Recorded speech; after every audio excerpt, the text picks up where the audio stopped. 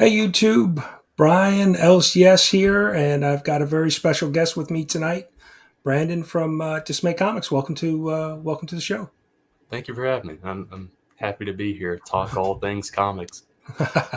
Great, yeah. So why don't we start with a little bit, tell everybody a little bit about yourself and a little bit about Dismay Comics.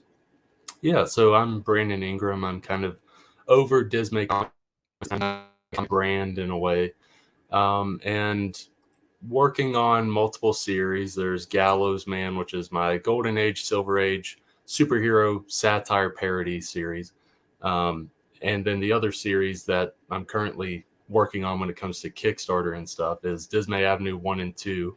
It's my horror anthology series. Um, and it's basically me expressing my love. Hey, Adam. It's basically me expressing my love of horror and specifically short horror stories and anthology stories because I love stuff like Rod Serling's The Twilight Zone is like a huge influence on me when it comes to writing short horror. So it's just kind of me expressing all the influences I've gathered over the year in horror with this title. Okay. And currently you have so there's a Kickstarter that's you have up and running for Dismay Avenue for issues 1 and 2. That's So correct. Yeah. Yeah. So why don't you tell us a little bit about the Kickstarter? Yeah, so with the Kickstarter, it's to basically get issues 1 and 2 into people's hands. Like the books are completely done, both issues 1 and 2, completely done. Artwork's all done. It's not like I did a Kickstarter, had one of the artists do a little sketch and be like, "Hey, here's what it could look like," and you'll get it like 2 years from now. No, the books are completely done. If you back the Kickstarter and stuff, you'll get these books by February, likely before that though. Um, and yeah, so issues 1 and 2 is what this is covering. And Dismay Avenue, with issues 1 and 2, focuses kind of mostly on psychological horror, a little bit of cosmic horror, a little bit of supernatural horror. Those are kind of the main horror elements with these first two issues. But as the series goes along, it's going to be very different. And I should mention this is an anthology series. So each issue self-contained. You can hop in on any issue and enjoy that issue without having to go back. But yeah, there's all kinds of stories within this. Like this, for example, this is in issue 2. This is Tolls the Bells. It's a kind of my love and influence that I draw or have drawn from manga, specifically Junji Ito. He's one of my favorite mangakas. He does a lot of great horror manga. And that next page is kind of my expression of the crazy stuff that Junji Ito does. And Gaetano Matriglio knocks this story out of the park. This story is basically a little boy has to stay after school one day because he got in trouble, and creepy stuff pursues from there. Then the next story with issue 2 is raw horror, and that's that image right there. It's very much a surreal, kind of dreamlike, atmospheric art style. It's done by Jade Sky. She knocks it out of the park.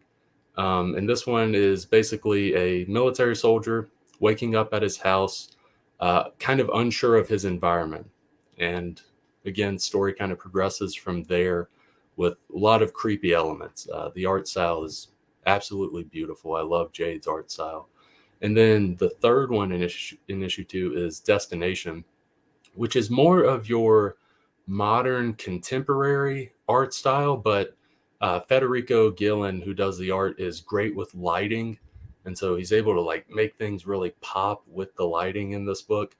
And little girl basically goes to a thrift shop with her mom. She finds this weird musical triangle at the thrift shop, and when she strikes it, she gets transported to different dimensions each time she strikes it. And right here, this is one of those dimensions with this weird looking creature, this weird looking monster in the woods. And it's almost like every time she strikes it, the places she goes just gets worse and worse. Um, and then the last one in issue 2 is a story called Acolyte, which is very much like a Dr. Seuss-esque art style. And that's intentional because the first few pages, it's like, this feels a little bit like a Dr. Seuss story or like an Archie story, because the main character, his name's Mr. Hinklehorn. That's very much a Dr. Seuss type name. Right. And Mr. Hinklehorn is basically going about his daily life, and it is just people giving him a lot of crap throughout the day. Like, he catches a lot of crap from people, but Mr. Hinklehorn, the way he reacts is big old smile on the face and basically saying, "Have a nice day," or "Thank you, sir." And it's like something's up with Mr. Hinklehorn. And as the story progresses, it's like, okay, I see why he's this creepy. I see why he's acting this way. So those are the 4 stories in Dismay Avenue #2, and that's over 60 pages of comics just in the second issue. And the first issue is kind of one whole story. It's a 40-page story with a 1-page backup and some other stuff, some behind-the-scenes stuff. And this story is called Program in issue 1. And Jade Sky, she does the art in this. She did the art for Raw Horror in issue 2. But she knocked it out of the park. Basically, you have this couple, Ben and Mia, who go to a movie theater that's kind of on the outskirts of town because they want to see a movie that's not playing anywhere else. And the parking lot's dead. No one's there. No one's in the theater. It's just the 2 concessions girls and one guy with a hoodie in the lobby on. And it's very weird because no one's here. No one's in the parking lot. It's a big Cineplex. This is weird. What is going on? And as the night progresses, things just kind of spiral in this movie theater. And those are the big stories with these issues. So issue 1 is over 40 pages of comics. Issue 2 is over 60 pages of comics. So with issues 1 and 2, it's over 100 pages of comics. And with the tiers, like, this is pretty much accessible to any budget, really, because there's tiers ranging from $1 to $60, because you can get issue 1 digitally for just $5. That's over 40 pages of comics. You can get both issues 1 and 2 for just $9, over 100 pages of comics. And then physical copies of the comics start at $11, and they go up from there when you get like both issues 1 and 2, or both issues 1 and 2 and the variant covers and stuff like that. And there's also, at $18, there's an exclusive Dismay Avenue t-shirt, which is very nice. It's the thumbnail that is in the Kickstarter with the little boy kind of in like a vortex. It's that manga art style, like in a vortex, reaching out. That right there. Yeah, and I was able to put it perfectly on a t-shirt. It looks creepy, yeah, beautiful. I'm sure that's going to look good on a t-shirt. Oh yeah. Like, I'm getting one. My sister was like, "Hey, get me one." I'm like, "Heck yeah, I'll get you one." But I really like that t-shirt. But yeah, there's all kinds of stuff for people with these reward tiers, and there's retailer bundles for retailers out there. There's good bang for your buck there. And there's also a creator value bundle, which is basically you get everything from the complete bundle, which comes with like both copies of the comics, both copies of the variant covers, a bunch of other stuff, and you get copies of the scripts so you can look over that, kind of help you when it comes to writing. Or if you're reading it and you're like, "This guy sucks at writing," you can be like, "Okay, well, I learned what not to do." That, as well as you get a 2-hour Zoom call with me, and I'll help you with some script consultation.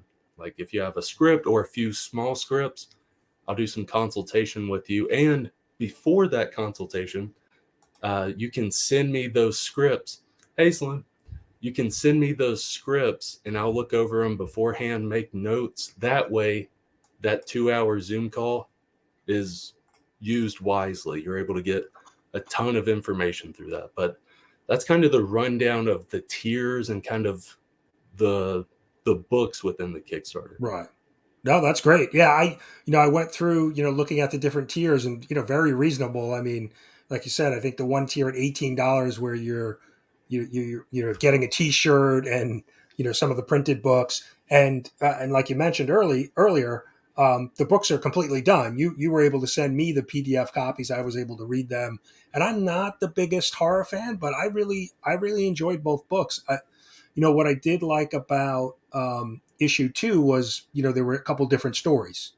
Yeah, So yeah, maybe if there was one story that doesn't really hit it for you, there's another one. So you had a couple different yeah, opportunities, and the different styles, like the what you call the Dr. Seuss was like, that one went in a really different direction than at the last couple pages. yeah. So that was fun to read. So Because that's what I wanted to do with especially issue two was basically one of these stories. I hope people like all the stories, but at least one of these stories you'll really get attached to and like, either with the writing or, like you had mentioned, how different the art styles are with each one. Because you got your manga horror art, you got your dreamlike surreal watercolor type art, you got your more modern contemporary art, yeah, then you got that kid Dr. Seuss type art. So there's a lot of variation there.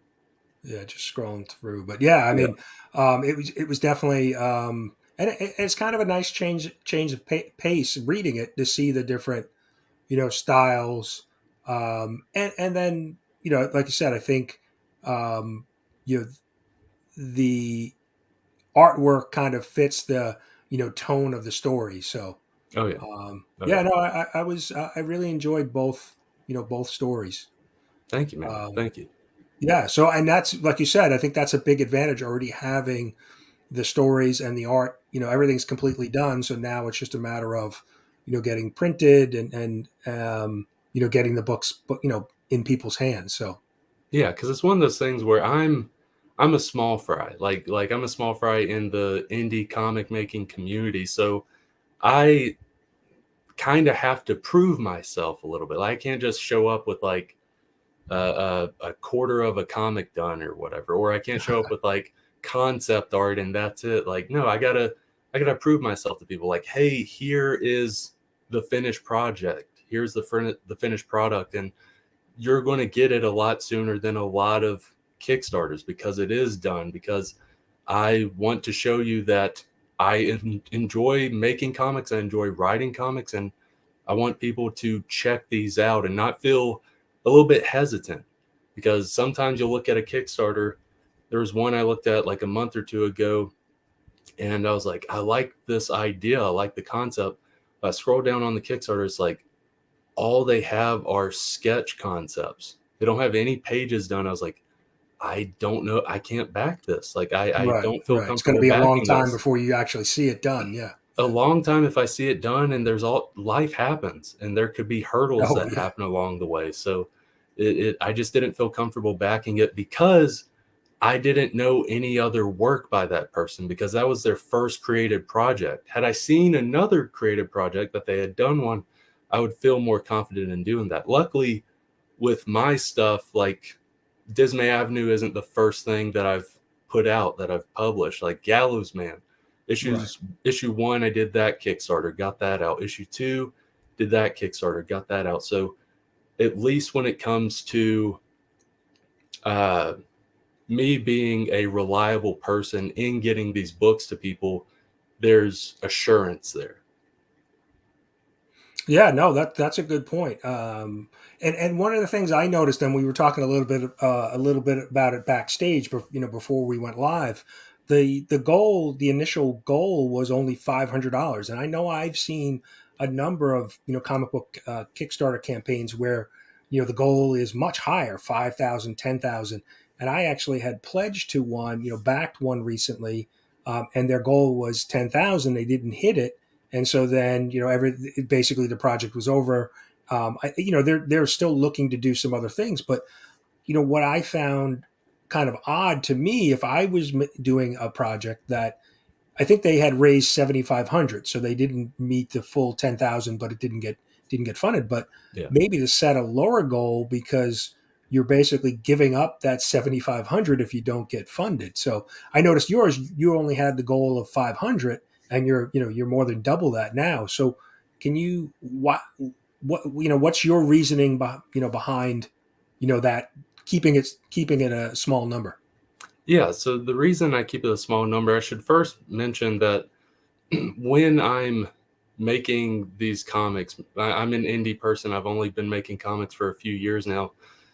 I'm not making a profit on any of this, like, Right. because I paid out of pocket for the artist to do the work 2-3 years ago. Um, I already paid them. I'm not going to like get money back to reimburse myself, and I'm okay with that. Basically, with when it comes to these Kickstarters, is I want it to be able to fund the books, like printing the books and getting them to people, as well as getting a few extra books so I can have them for conventions or have them for the next Dismay Avenue Kickstarter, like Dismay Avenue #3, because yes, it'll be specifically Dismay Avenue #3, but some people may be like, well, I want to read 1 and 2, even though it's an anthology and I could just read 3 and be happy with that. I do want to read 1 and 2. And so I'll have those ready for people to be able to read and check out. But yeah, there's no profit being made. And I think that kind of is what drives me to have such a low goal, because at the end of the day, I know each of these Kickstarters will make at least $1,000. So maybe I could set it at $1,000, but it kind of gives me a peace of mind to set it a little bit lower, as well as it reassures other people to see it when it hits that 500 or whatever, be like, okay, so it definitely is happening. It definitely is happening. Not that Brandon Ingram. Uh, I was the Brandon Ingram on the Lakers. Then I switched with him, and now he's on the Pelicans. Um, but uh, but yeah, it was one of those things where I just want people to feel reassured, because like with you, like maybe you like were kind of looking forward to that book, but now because it didn't get funded, that person isn't able to really create that project or anything. They might do a Kickstarter half a year from now, a year from now, to try to revitalize that, and maybe books can happen then. But yeah, I don't want to put people through that, and I don't want to have that stress of setting a goal too high and none of us win. Right. Right. Because if it hits that goal, you guys are getting comics and I get to print them out and see people read the comics.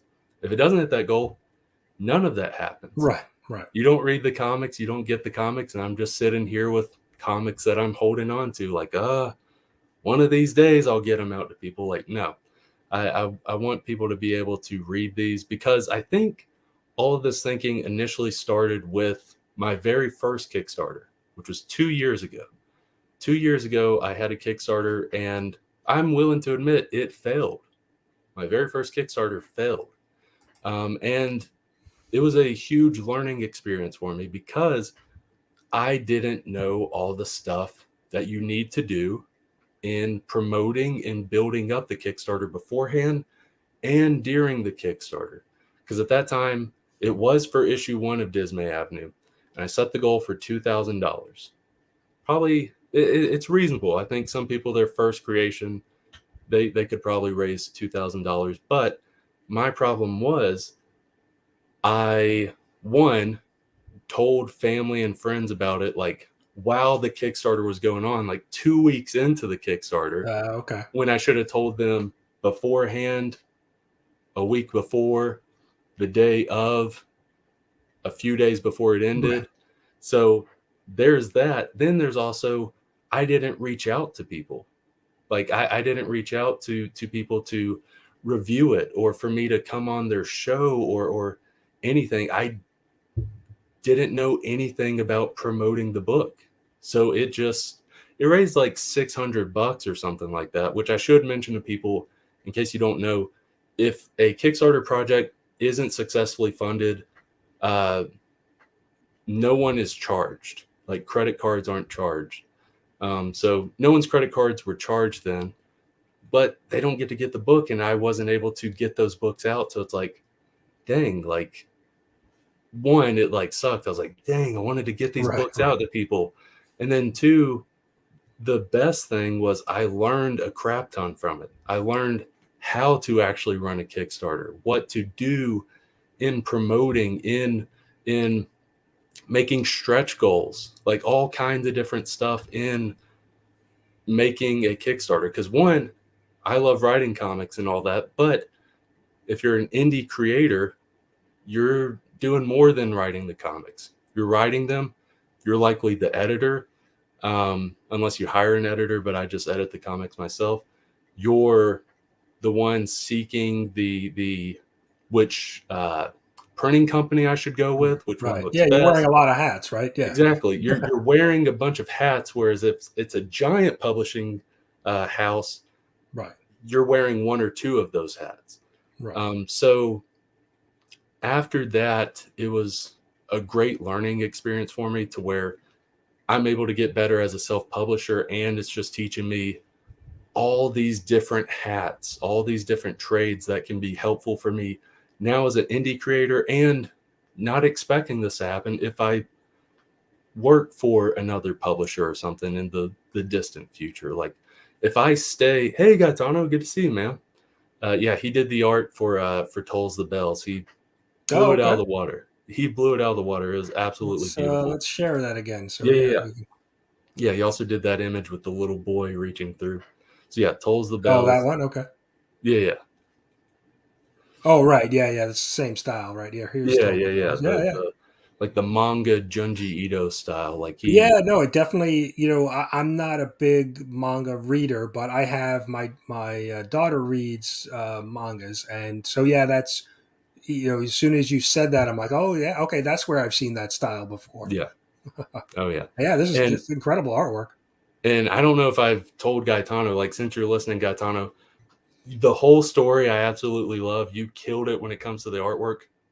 This page right here though with the creature is like like I it'll Yeah, I give mean me that's nightmares, but in the best way. Like I want it to give me nightmares. Thank you. yeah, it's great, great detail. Oh yeah. So, what is the biggest cost of funding a book? Is it the printing? Is it the artwork? And you've done, all of the writing was for all of the stories was done by you. Yes, yes, except Okay. for the one page like comedy backup in the first issue, which is alternate reality, where it's just a one page comic where you basically switch the places of thanks man, thank you so much. Yeah, and there's some other projects I have in mind. I'll get in touch with you sometime in the next few months. But they're trying to remember exactly what I was thinking. I'm sorry. We were I was talking about the writing. You did all of the writing except for like a small piece. oh yeah, yeah. Yeah. So alternate reality, that one page comic in the first issue where you switch people and trees. Basically, trees are sentient and people are not sentient. And the sentient trees are like chopping down the people and all this stuff. Oh, that's right. Yeah, yeah. Okay. Yep. There's Yep. protesters like save the humans and stuff like that. And yeah, it's a great little thing. And the co-writer for that is Tio Marino, who is a buddy of mine. We do a podcast together, and I had the idea one night like a year or two ago, and I was like, hey, like let's brainstorm how this goes. Like at first I wasn't even really thinking a comic, but we were just pitching these ideas, and those ideas basically turned into 3 panels from me and 2 panels from him. And I was like, let's do it. One page comic. That's great. Yeah, I mean, Program is such a creepy, psychological, scary story. Let's have a one pager that's kind of relieves some of that creepiness. That's right. just a comedy, basically. Yeah, it's good to have somebody to bounce some of those ideas off of, right? Because Oh yeah, sometimes when you're thinking about a story in your own head, you may, think this sounds good or this dialogue, but having somebody else to kind of bounce that off, against is needed sometimes just to kind of, craft the story a little bit better. it helps a lot. It helps a Yeah. ton. So what is well? Let's answer Johnny's question. So Yeah. he's if you have an idea for a character or a comic book, how to get started. So if you have an idea, the first thing I would say is write it down. Write it down on, like, I have, if you have a physical notepad, that's fine. I have like a notepad app on my phone. I write down all my ideas, whether it's like a brief, like 1 or 2 sentence thing, or like a few words, or if it's like almost, it's not an outline, but it's like a paragraph where it's like, I need to go in and make this an outline. I write all my ideas down in my notepad because there have been times in the past, and I've learned from this, and I kick myself in the butt over it over and over again in the past, where I have an idea and I'm like, okay, I'll remember that, and I'll remember to try writing it tomorrow whenever I got some free time.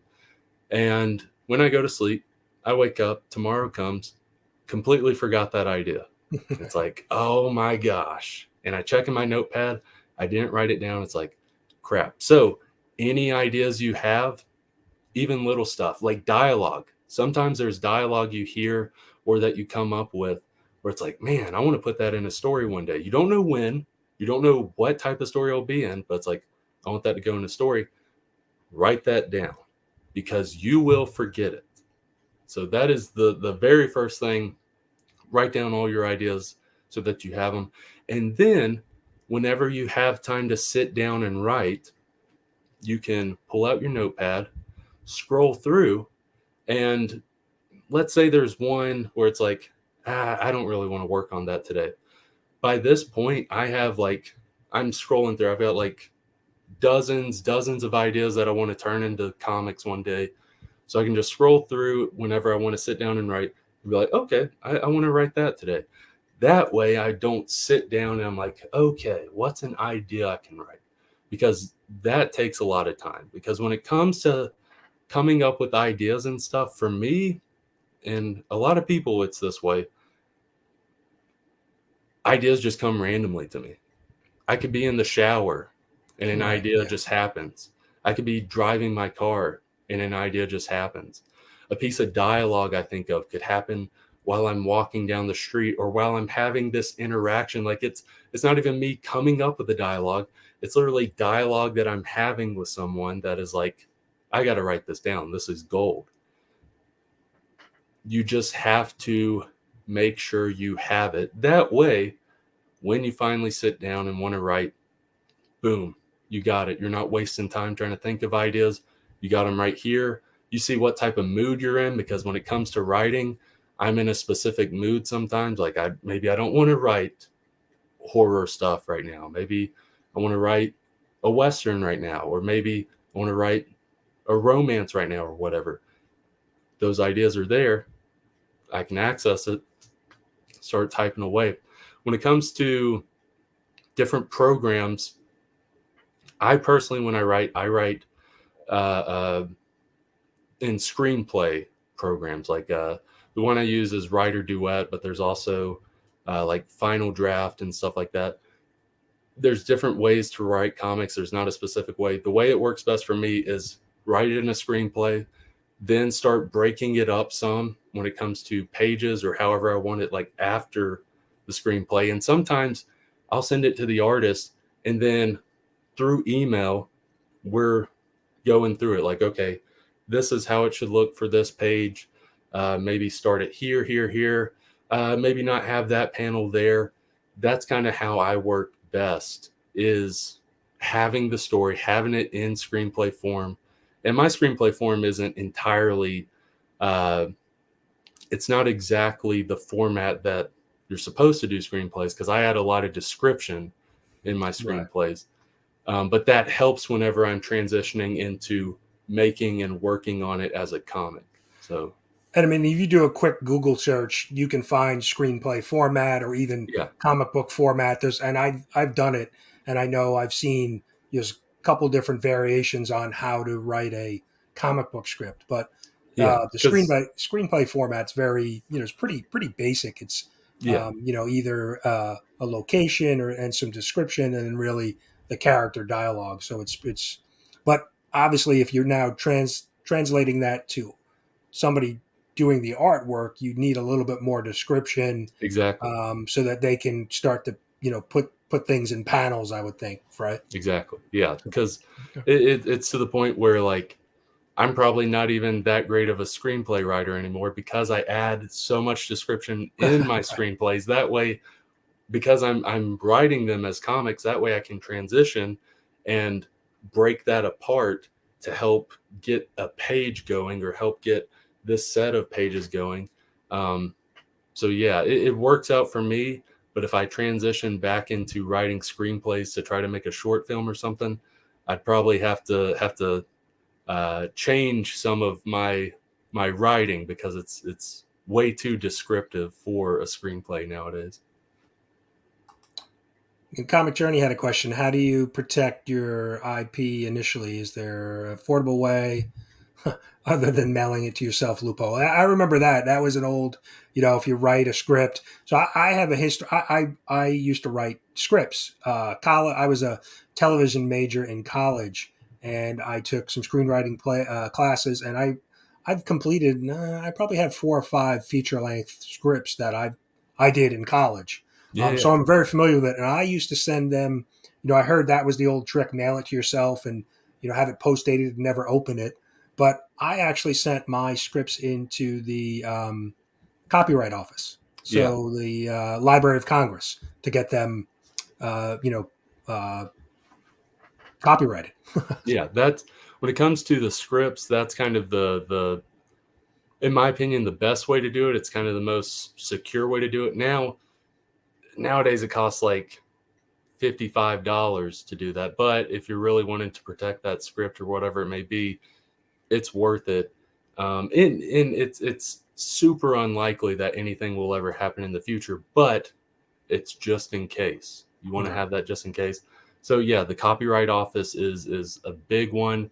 And then when it comes to making comics, if you produce or publish the comic, that is a way of, hey, it's here. There was a date that it was made, and Mm. you can also take that comic, the digital version, and submit that to the copyright office as well because they have a section for comics slash illustrations. It doesn't say comics, but it's under like an illustrations form, and you can get it copyrighted through the copyright office. Okay. So you basically like submitting the PDF of the book. Exactly. Yeah. Yeah. Okay. All right.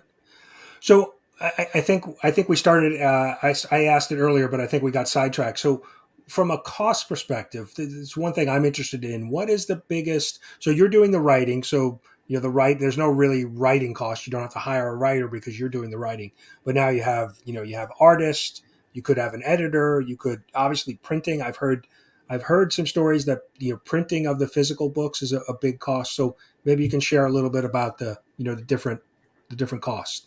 Yeah. So when it comes down to costs, one, you're paying for artists. Anyone, if you're interested in making comics, pay the artist, pay them. Don't say, oh, like you'll get paid in exposure. Don't be that person. Don't be the you'll get paid in exposure person. Pay the artist. Yes, you may have a budget. Try to find artists that work within your budget if you do have a set budget, but do pay the artist. Um, so there's that. Then sometimes you may need a letterer. Go find a letterer. Best way to find, I should mention, when it comes to artists, is just to help people who want to make a comic or maybe want to in the future. Good places to find artists is DeviantArt. That's where I found all the artists Mm. for Dismay Avenue number 1 and 2, including Helen Bolton, who did Gallows Man, and she also did Acolyte and Dismay Avenue number 2. So DeviantArt is a good way. If you want to save a little bit of time, there's Facebook groups where it's like writers seeking artists or artists seeking writers. There's groups for that in Facebook. Instagram, you can find a lot of great artists on Instagram. That's where I found, he actually reached out to me, Thomas Tikas, who does the main cover art for all 4 issues of The Gallows Man. I found him through Instagram, and he's done the cover art for Gallows Man since. So yeah, those are some of the 3 best ways I think of finding artists nowadays. If you have another outlet, use it, but those are kind of the easiest ways to find people online because you can work with people all over the world. Like most of my artists, it's a different country. I've worked with artists from Brazil, from the UK, from Argentina, uh, various places. Like there you can find artists everywhere, and that have really great work. So that's in finding an artist. With a letterer, I would recommend go on Fiverr. Go on Fiverr.com. You can find good letterers on Fiverr. That's how I found Nikki Powers, who did the lettering on Tolls the Bells. She also did the lettering in Program, which was the first story and the first issue. And she did the title lettering for each story in issue 2. And she's a great letterer. There's a bunch of great letterers on Fiverr. So there's that. So art, lettering, main or main cover artists. And if you want to do variant cover artists, you're paying for the cover art.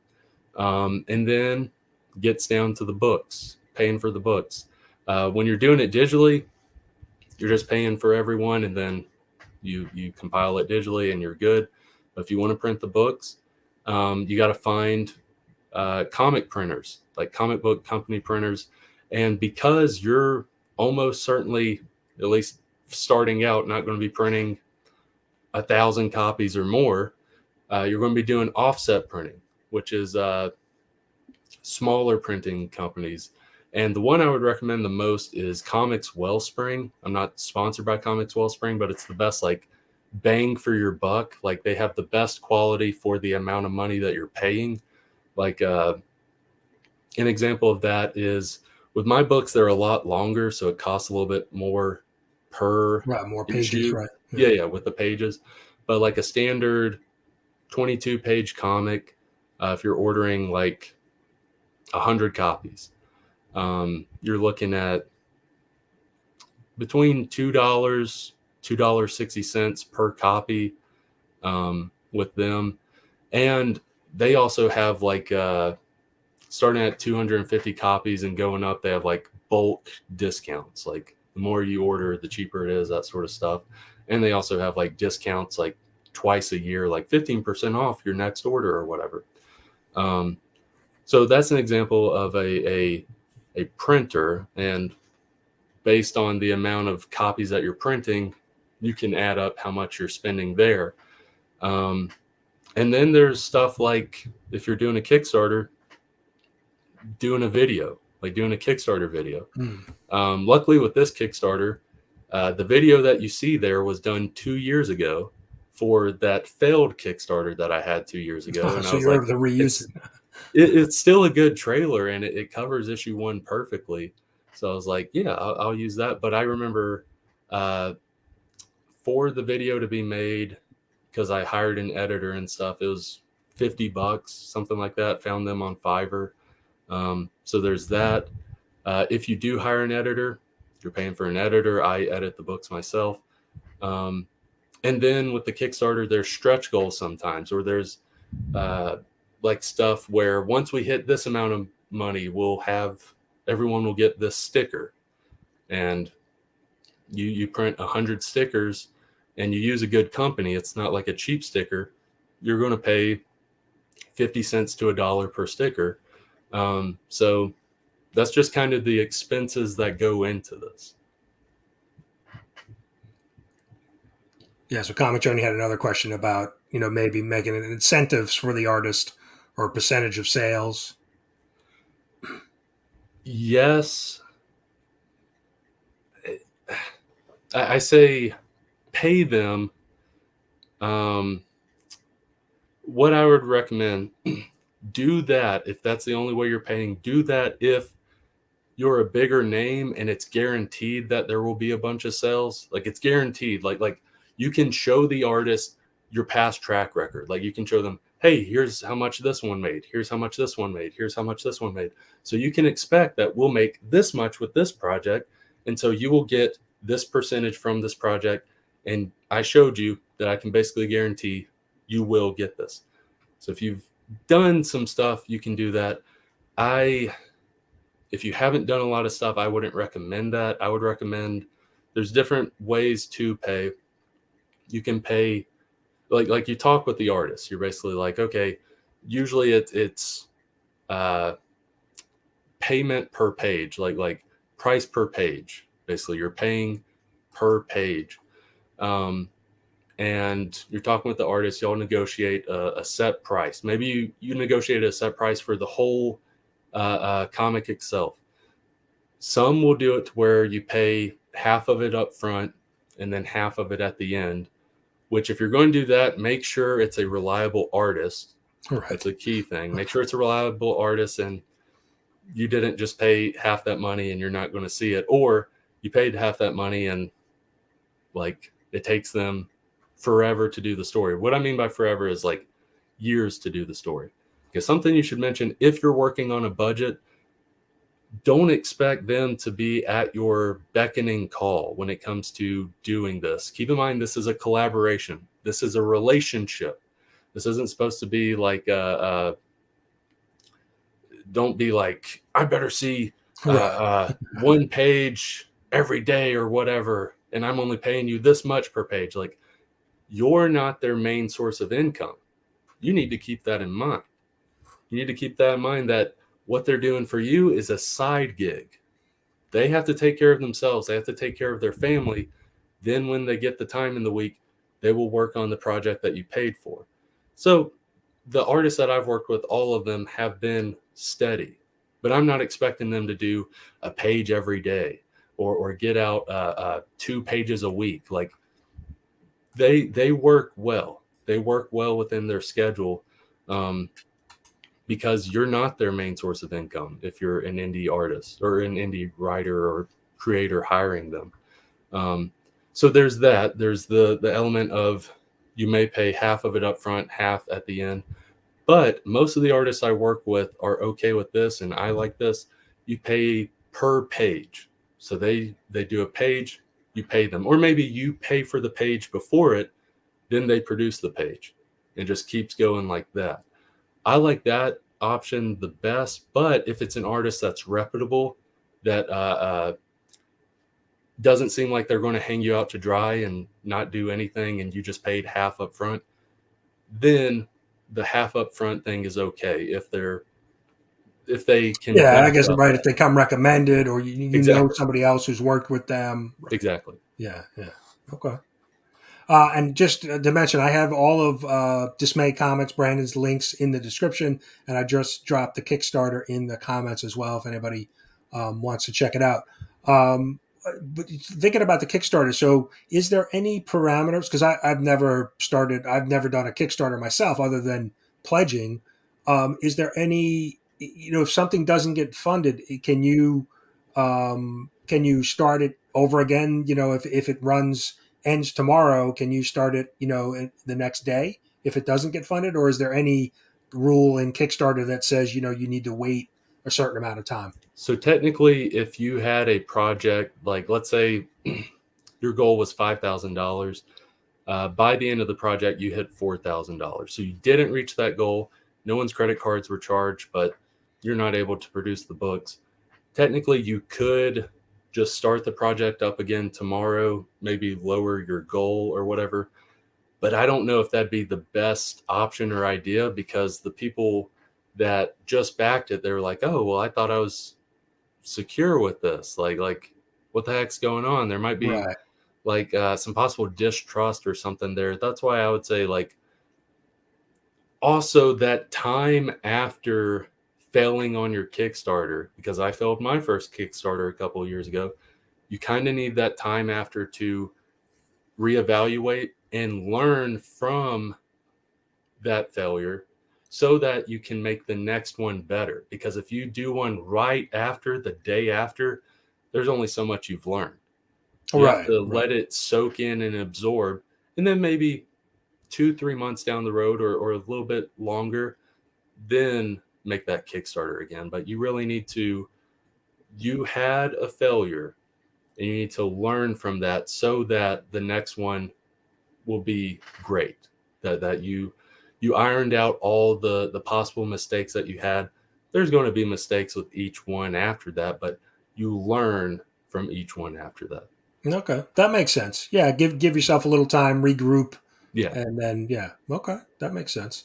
And I'm sorry, I'm jumping all over the place because No, you're things, good. I'm not writing anything down. Things You're keep good. just popping in my head. But when we're talking about the printing costs now, I've heard some things like, oh, if I print black and white, it's cheaper than if I'm printing color. And do you have the ability to choose like paper stock? Because I know that's, I mean, we've seen it from some of the big companies, Marvel, where one book is seems to be printed on like tissue paper, and then another issue, an anniversary issue could be, heavy card stock and printed really well. So there seems to be, obviously some different levels of paper quality when printing.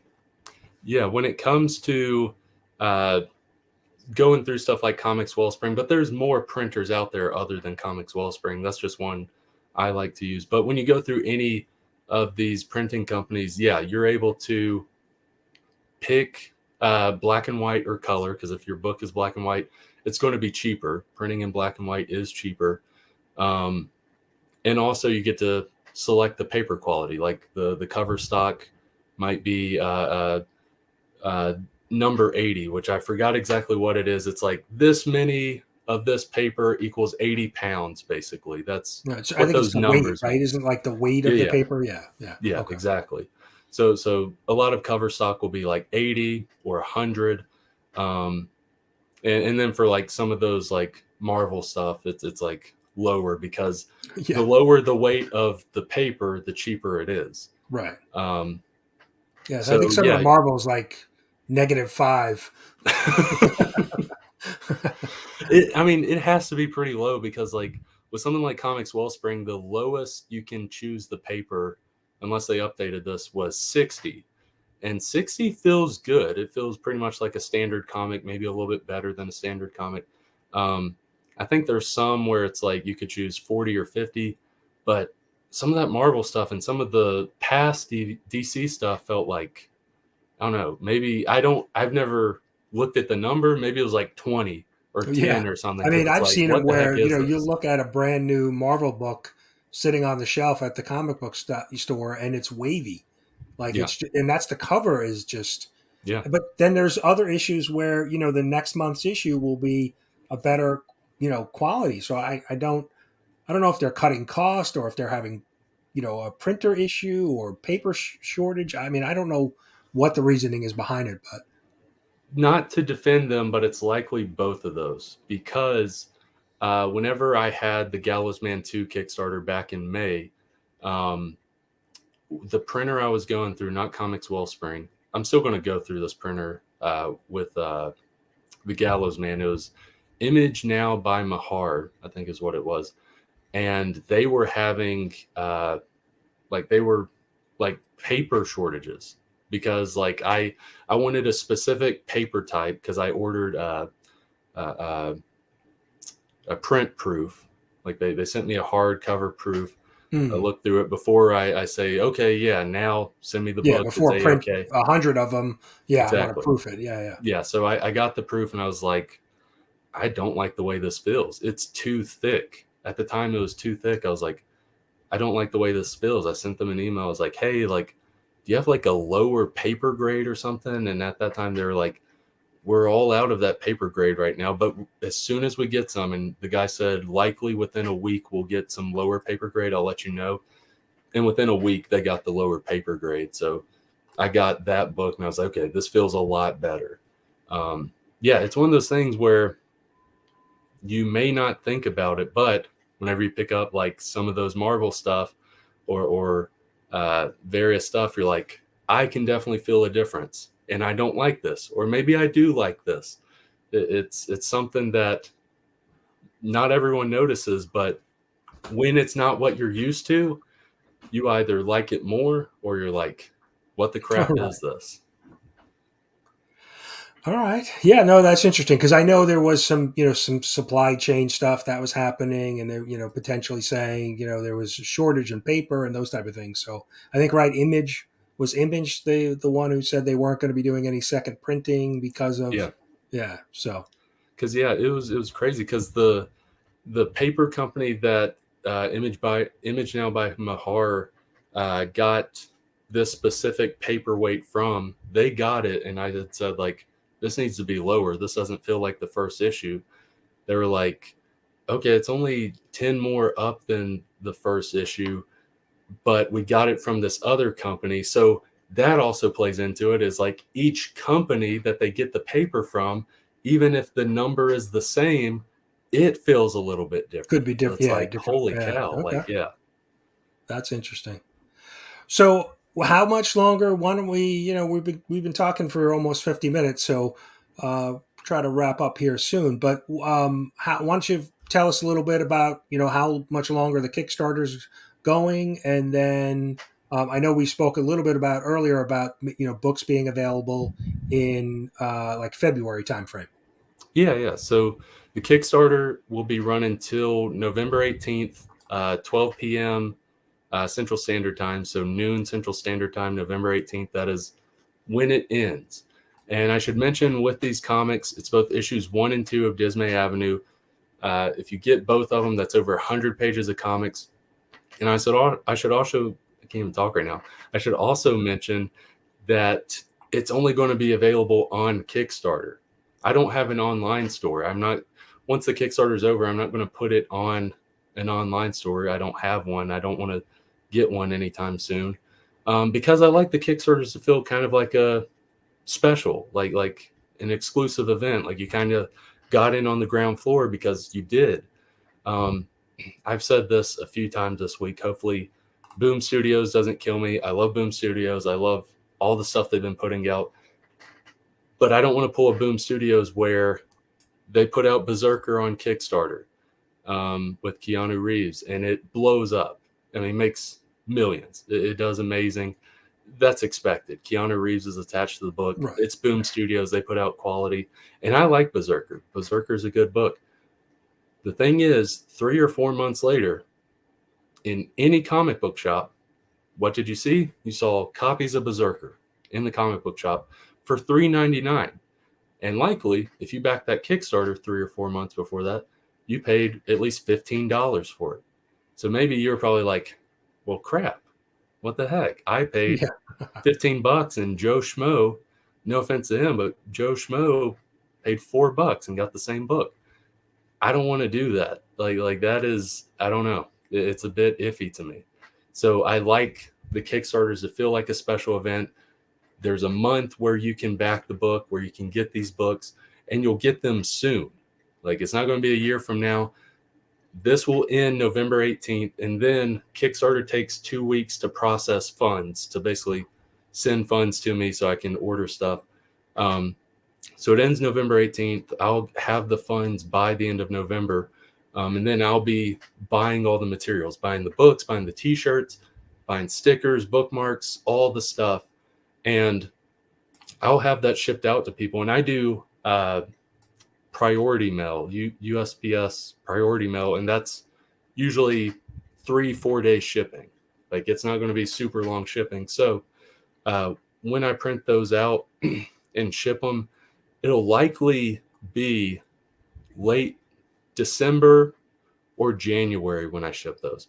I put February as when it'll be delivered, just as a little cushion, just in case something out of my control happens. Like this hasn't happened to me, but I've Right. heard it happen to Holidays, people. time of year. Yeah. You never Well, know. Right. not even holidays. Like sometimes there's a problem with the printer, or going with holidays. Sometimes there's problems with post office or whatever. Right. So having it be February, it has a cushion just in case something like that comes up, and I can deal with that and then get the books right and then get it to you. But likely people will get these books into December, January. Okay. And how quickly does it take? So if you were to send the books to print tomorrow, what's the time frame for the printer to turn them around for you? Usually within 2 weeks. So if I Okay, sent them that's pretty tomorrow, reasonable. within, and you can pay, you can get like rush shipping and stuff, or like Right, you can rush orders expedite it. and Right, stuff. if you pay a little Yeah, bit yeah, more, I'm sure. Yeah. yeah. You'll pay a little bit more, but yeah, at the most 2 weeks, and you'll get it back. And like with less than those 2 weeks, if you order a proof copy, which I highly recommend, you can do the email one, but also get a physical proof copy. You'll get that, look through it, give them the A-OK through email, then they'll send your books. But yeah, usually 2 weeks is the turnaround there. Now, is there any special format that you need to send it to the printer in? There's some, yeah. When it comes to the specific printers that you use, they'll give you basically the page or PDF layout. Okay. Like, because a big thing you have to keep in mind is when it goes to print, there's bleed lines and trim lines. Trim lines is an important one because that is the part that people will actually hold. So a little bit of your page, if it's digitally, let's say you have it digitally, a little bit of your page, like on both sides, it's 1/8 of an inch, 1/8 of an inch on each side, as well as the top, will be cut off because that's just how the printer works. So when you're making a comment, make sure within those trim lines you have all your stuff. Make sure no word balloons or anything that Outside, needs to right. be Yeah, in the you kind of comic need is like a outside border of it. then an edge. Yeah. Okay. Exactly. Okay. And do you now, is that something that you have to work with the artist to work within those parameters? Yeah, usually right when I start making a comic with an artist, I'll go ahead and send them that PDF, or sometimes it's a Photoshop thing that they can use and put it Right. on the page as they're working. A I'll template send or them format. Yeah. exactly, it's Okay. templates. I'll send them the links to that so that as soon as they start, they have that and they can work with that. Work within it. Yeah. Okay. Yeah. No, that's good. That's interesting because that, those are the little details that Oh if you're yeah, doing this for the first time, you wouldn't, it's learning, right? It's a learning curve. exactly. So, all right. So, anything else that like I said, for anybody watching live or in the replay, links are down below in the description for Dismay Comics, their Facebook, this Kickstarter campaign, which you have a couple more weeks to fund. And there's a couple great options, right? $11, $12, you can get the physical print of issue 1 or 2. For 25, you can get both copies. $18 Signed for and a you get bunch a of other T-shirt. stuff with it. Yeah. Yeah, I mean a lot of inexpensive options to be able to get these books in your hands. I've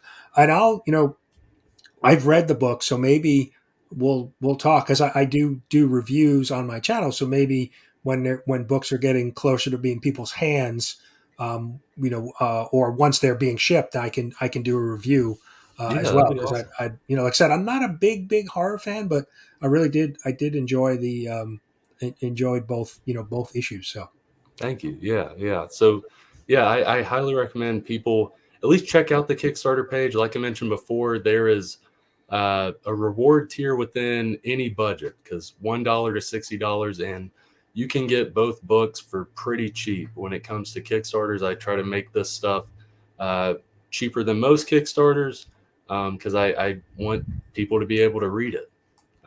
That's a major thing. So if you like horror or just if you like the Twilight Zone, if you like anthologies, even if you aren't a horror person, if you like anthologies, I think there is a lot of enjoyment with these books. And there's, like I mentioned, a tier for anyone. There's something for you. If you don't like comics at all, which is weird if you don't like comics at all because you're on a comic book channel right now. Uh, but if you don't like comics at all, you can get the T-shirt if you really dig the T-shirt. And if you like the comics and want to get the comics, you can get the comics. And in the add-on section, you can get the T-shirt. So you can get comics and T-shirt. I should also mention you can't get the Gallows Man anywhere else other than Kickstarters. And I'll say with this Kickstarter, if you choose one of the physical tiers in the add-on section, you can get any of the copies of Gallows Man. Gallows Man 1, 2, the variant covers, those are available in this as well. So you can get your horror stuff, and then to kind of alleviate some of the scary stuff that you just read, you can read your golden age, silver age superhero satire stuff. that's great. Yeah, I hope I hope people will go out and check out the Kickstarter. Like I said, I did I watched. I've been watching it a little bit just to see how well it's doing, and I saw you got funded pretty much within the first couple days, and now you're beyond, which is great. So Thank you. I do want to mention real quick that we have backer giveaways. Like we're at 43 right now. When we hit 50, we'll have another backer giveaway. When we hit 75 backers, one lucky physical backer will get this piece right here, done by Thomas Tikas, who is the main cover artist of the Gallows Man, and it has Newsboy, who's basically the Robin equivalent for Gallows Man, chasing down a mobster downtown city. Town City's the city within Gallows Man, with a giant battle axe, basically going to dish out his brand of justice, because Newsboy is not not all there when it comes to superheroing.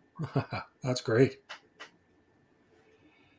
All right, so Brandon, like I said, I have the links down below. Anything else you want to mention before we wrap up? That's pretty much it. I just want to say thank you to you, Brian, and I hope people check out this campaign, support this book, support me as an indie creator, but also there's other indie creators out there on Kickstarter that uh, it's good to give them the spotlight for. I mean, like, there's a book by Dan Price called Bigfoot Knows Karate. Literally, the title alone is like, I'm in. And then Right. when you check out the campaign page, it's like, okay, I'm even more in. So there's stuff out there that you have to dig deep for. I love Image, I love Boom. Those are indie studios, but there's even more indie stuff out there. And I just encourage people to explore a little bit, check out some indie stuff. Yeah, no, I agree with you. I think it's good to have a little contrast in some of the reading you're doing sometimes, right? Because I think we get caught up in all of the superhero stuff sometimes, that sometimes you need a little break. You need just kind of a street level, or a horror, or just something to kind of break up the stuff that you normally normally watch, so, or read, I Exactly. should say. Yeah, yeah, exactly. Yeah, we had a spam bot in the chat, so. Oh, I got you. You're right. But yeah, no, Brandon, thank you so much for coming on. I really do Thank appreciate you. it. I hope people will, back the Kickstarter. Like I said, description. It's a link is in the description. Please go check it out.